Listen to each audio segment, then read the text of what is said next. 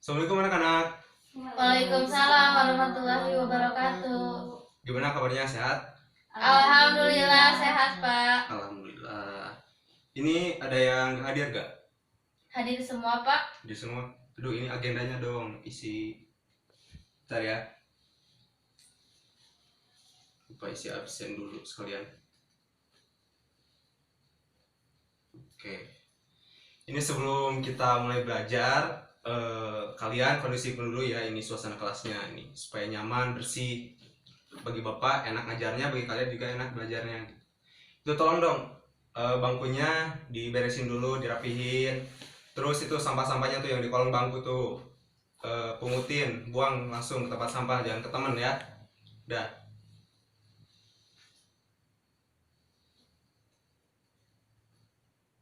Oke, dah, mantap. Bersih, nyaman, enak gitu. Oke, di sini siapa KM-nya? Asep ya? Asep tolong dong, pimpin doa dulu sebelum belajar.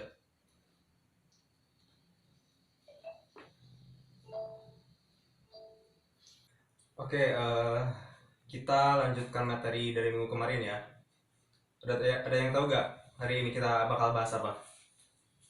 Tahu, Pak. Apa, Alinda? Ya, benar. Kita akan bahas bab pernikahan atau munakahat ya. Nah, untuk pertemuan kali ini kita akan fokus untuk membahas yang pertama, dalil-dalil mengenai pernikahan. Terus nanti ada konsep dasarnya dimulai dari pengertian, kemudian ada tujuannya, terus hukum dan mahram dalam pernikahan. Sebelum kita masuk ke materi, kita ngaji dulu ya, ngaji tentang ayat-ayat yang berkaitan dengan bab pernikahan. Ayat pertama itu Quran surat Az-Zariyat ayat 49. Alinda coba baca sama terjemahnya ya. Oke, bagus Alinda, perbaiki lagi ya panjang pendeknya ya. Terus selanjutnya Quran surat An-Nahl ayat 72. Coba Asep baca.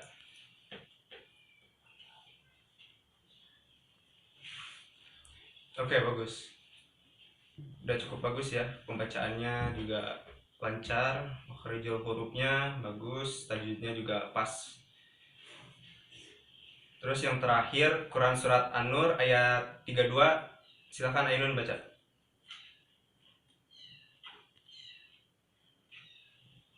Oke. Makharijul hurufnya perbaiki lagi ya Ainun ya. Tadi kurang jelas kedengarannya gitu. Tengok Bapak.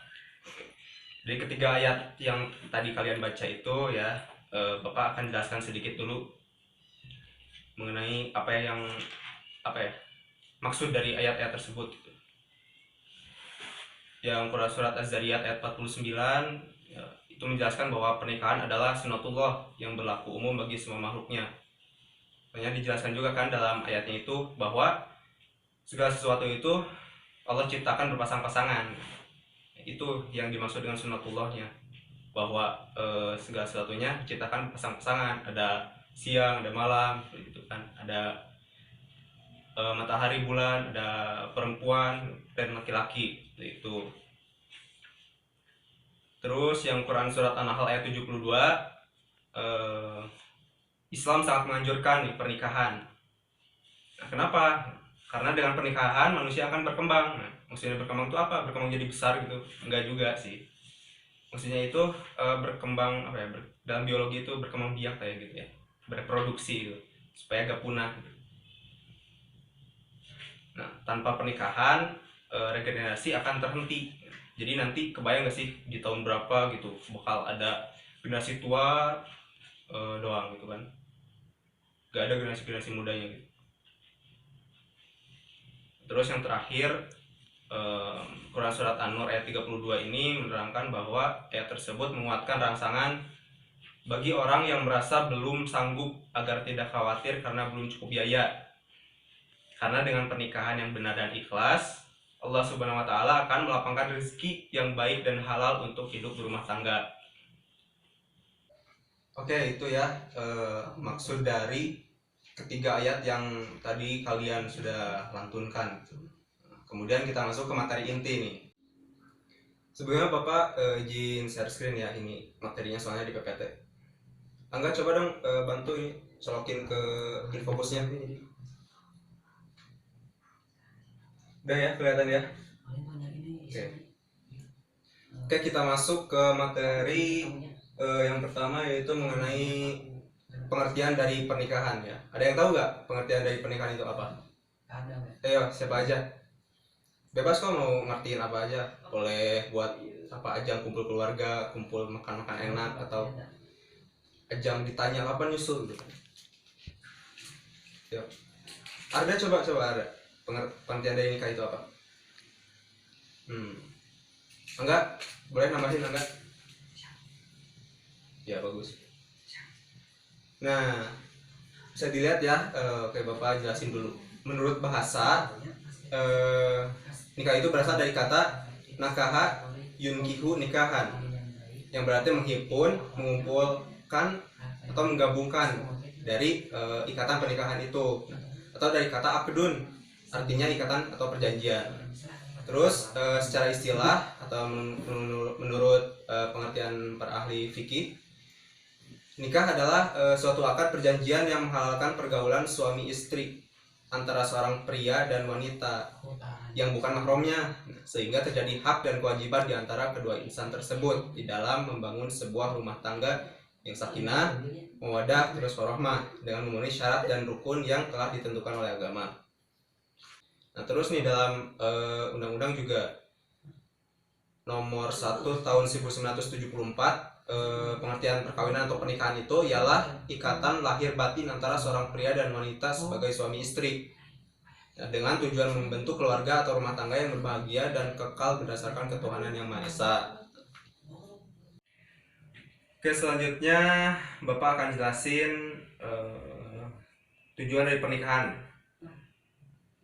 Nah, tentunya bahwa setiap ibadah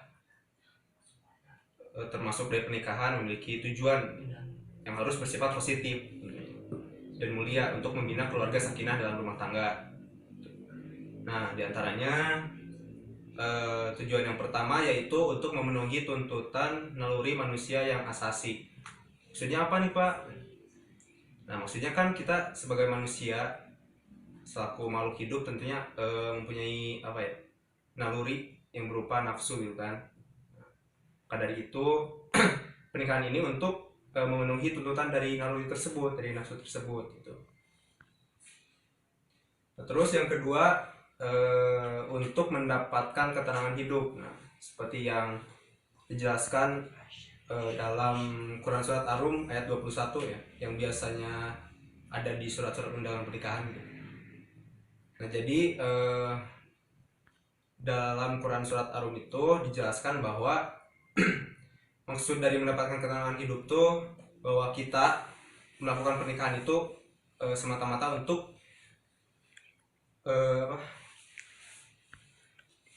ibadah kepada Allah gitu. Kita mencari ridhonya. Nah, dari itu ketika kita dengan ikhlas mencari ridhonya, maka Allah akan memberikan ketenangan hidup kepada kita di dunia dan di akhirat. Itu. Terus tujuan yang ketiga yaitu untuk membentengi akhlak. Membentengi akhlak di sini maksudnya supaya kalian itu tidak terjerumus dalam pergaulan-pergaulan yang bebas gitu. Tidak terjerumus juga ke dalam perzinahan gitu, dan kubangan dosa yang lain gitu kan, dari pacaran, kemudian dari hubungan di luar nikah gitu kan. Alhamdulillah ya, jangan sampai kalian. Terus yang keempat itu untuk meningkatkan ibadah kepada Allah Subhanahu wa taala. Dari pernikahan itu sendiri kita itu udah mendapatkan pahala loh dari Allah gitu. Karena pernikahan itu adalah salah satu dari ibadah. Kemudian jangan salah juga loh. Nanti kan setelah pernikahan akan munculnya hak dan kewajiban bagi suami dan istri. Nah, jika masing-masing memenuhi hak dan kewajibannya, nah itu dihitung juga pahalanya loh. Tujuan selanjutnya yaitu untuk mendapatkan keturunan yang solih.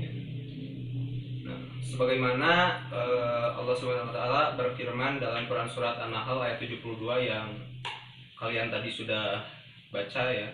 Allah telah menjadikan dari diri-diri kamu itu pasangan suami istri, dan menjadikan bagimu dari istri-istrimu itu anak-anak dan cucu-cucu, dan memberimu rezeki yang baik-baik. Maka mengapakah mereka beriman kepada yang batil dan mengingkari nikmat Allah? Ini poin yang terakhir dari tujuan pernikahan, yaitu untuk menegakkan rumah tangga yang islami. Kenapa nih? Karena setelah kalian akad, kalian harus menjadi suami istri. Tidak hanya itu, kalian harus menjalankan hak dan kewajiban masing-masing yang sesuai dengan syariat dan hukum Islam. Oke, selanjutnya Bapak akan jelasin hukum dari pernikahan. Udah pindah. Para ulama menyebutkan bahwa nikah diperintahkan karena dapat mewujudkan maslahat, memelihara diri, kehormatan, mendapatkan pahala, dan lain-lain. Oleh karena itu, apabila pernikahan justru membawa mudarat, maka nikah pun dilarang. Karena itu hukum asal melakukan pernikahan adalah mubah. Nah, kemudian para ahli fikih sependapat bahwa hukum pernikahan tidak sama penerapannya pada semua mukallaf, melainkan disesuaikan dengan kondisi masing-masing, baik dilihat dari kesiapan ekonomi, fisik, mental, ataupun akhlak. Karena itu hukum nikah bisa menjadi wajib, bisa menjadi sunnah, mubah, bisa juga menjadi haram dan makruh. Oke, Bapak jelasin dulu hukum pernikahan yang pertama, yaitu wajib ya. Maksudnya bagi orang yang telah mampu baik secara fisik, mental, ekonomi maupun akhlak untuk melakukan pernikahan, mempunyai keinginan untuk menikah, dan jika tidak menikah maka dikhawatirkan akan jatuh pada perbuatan maksiat. Nah, maka wajib baginya untuk menikah. Karena menjauhi zina baginya adalah wajib, dan cara menjauhi zina adalah dengan menikah. Terus hukum yang kedua adalah sunnah, yaitu bagi orang yang telah mampu keinginan untuk menikah, namun tidak dikhawatirkan dirinya akan jatuh kepada maksiat, jadi masih bisa nahan sekiranya tidak menikah. Nah, dalam kondisi seperti ini seseorang boleh melakukan dan boleh tidak melakukan pernikahan. Tapi melakukan pernikahan adalah lebih baik daripada mengkhususkan diri untuk beribadah sebagai bentuk sikap taat kepada Allah Subhanahu wa taala. Terus hukum pernikahan yang ketiga adalah mubah. Bagi yang mampu dan aman dari fitrah tetapi tidak membutuhkannya atau tidak memiliki syahwat sama sekali, seperti orang yang impoten atau lanjut usia, atau yang tidak mampu menafkahi, sedangkan wanitanya rela dengan syarat wanita tersebut harus rasyidah atau berakal. Itu juga mubah bagi yang mampu menikah dengan tujuan hanya sekedar untuk memenuhi hajatnya atau bersenang-senang, tanpa ada niat ingin keturunan atau melindungi diri dari yang haram. Yang keempat, hukumnya adalah haram, yaitu bagi orang yang yakin bahwa dirinya tidak akan mampu melaksanakan kewajiban-kewajiban pernikahan, baik kewajiban yang berkaitan dengan hubungan seksual maupun berkaitan dengan kewajiban-kewajiban lainnya. Pernikahan seperti ini mengandung bahaya bagi wanita yang akan dijadikan istri. Sesuatu yang menimbulkan bahaya dilarang dalam Islam. Nah, atau juga ada niatan dari seorang suami untuk menyakiti istrinya, atau lebih dikenal dengan KDRT ya kalau di masyarakat itu. Terus yang terakhir adalah hukum pernikahan itu makruh, yaitu bagi seseorang yang mampu menikah tetapi dia khawatir akan menyakiti wanita yang akan dinikahinya, atau menzalimi hak-hak istri dan buruknya pergaulan yang dia miliki dalam memenuhi hak-hak manusia, atau tidak minat terhadap wanita dan tidak mengharapkan keturunan. Oke, ini poin terakhir ya. Bentar Bapak pindahin dulu. Nah, poin terakhir Bapak akan jelaskan tentang mahram atau orang-orang yang tidak boleh dinikahi. Al-Quran telah menjelaskan tentang orang-orang yang tidak boleh atau haram dinikahi dalam Quran surat An-Nisa ayat 23-24. Wanita yang haram dinikahi disebut juga mahram nikah. Mahram nikah sebenarnya dapat dilihat dari pihak laki-laki, juga dapat dilihat dari pihak perempuan. Namun secara umum biasanya yang dibicarakan ialah mahram nikah dari pihak wanita atau perempuan ya. Sebab pihak laki-laki yang biasanya mempunyai kemauan terlebih dahulu untuk mencari jodoh dengan wanita pilihannya.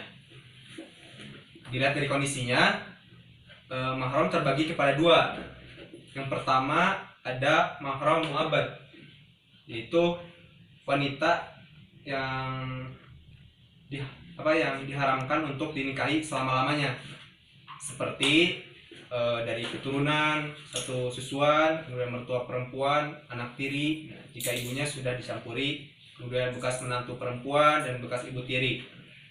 Kemudian yang kedua ada mahram ghairu mu'abbad, adalah mahram sebab menghimpun dua perempuan yang statusnya bersaudara, misalnya saudara sepersusuan kakak dan adiknya. Hal ini boleh dinikahi, tetapi setelah yang satu statusnya sudah bercerai atau mati, yang lain dengan sebab istri orang ya dan sebab tidak. Oke, materi dari Bapak sekian aja ya. Sekarang kita masuk sesi diskusi ini. Bagian kalian yang ngomong ya. Bapak juga capek sih ngomong terus. Silakan bagi kelompok. Udah ada kelompok belum di mata pelajaran Bapak? Belum. Atau kalian mau ngambil dari mata pelajaran yang lain? Oh iya sih, pasti bosan sih kalau kelompok sama itu aja ya. Ya udah, kita buat aja baru ya. Ini siswanya ada berapa? Ada. Oh, 24. Berarti Bapak bagi ke 4 kelompok aja ya, biar nanti 6-6. Coba berhitung dari depan. Nah, udah. Terus kalian kumpul nih. Nah, kelompok 1 di sini, kelompok 2 di sini, kelompok 3. Nah, terus kelompok 4. Kumpul dulu sama teman kelompoknya. Oke. Udah rapi. Tugasnya ini Bapak kasih satu kasus ya. Satu kasus mengenai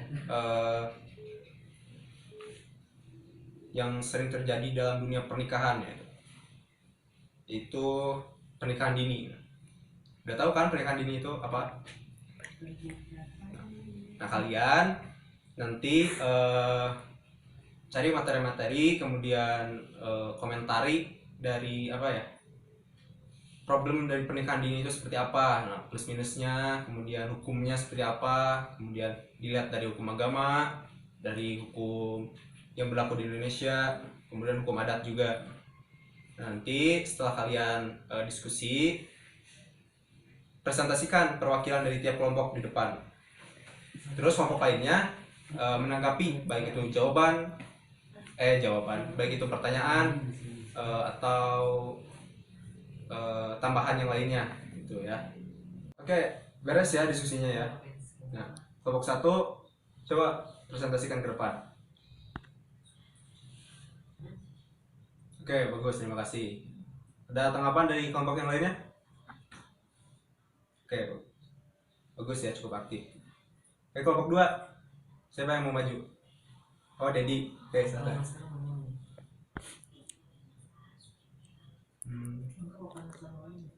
Oke, bagus. Di kelompok 2 juga bagus. Kemudian kelompok 3 ya. Dong, kelompok 3 siapa nih yang mau maju? Masa gak ada? Atau Bapak tunjuk nih? Ayo, siapa? Dong. Udah, coba Ainun aja. Ainun maju ya.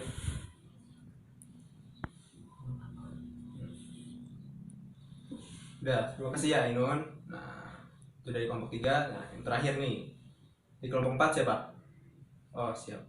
Silakan.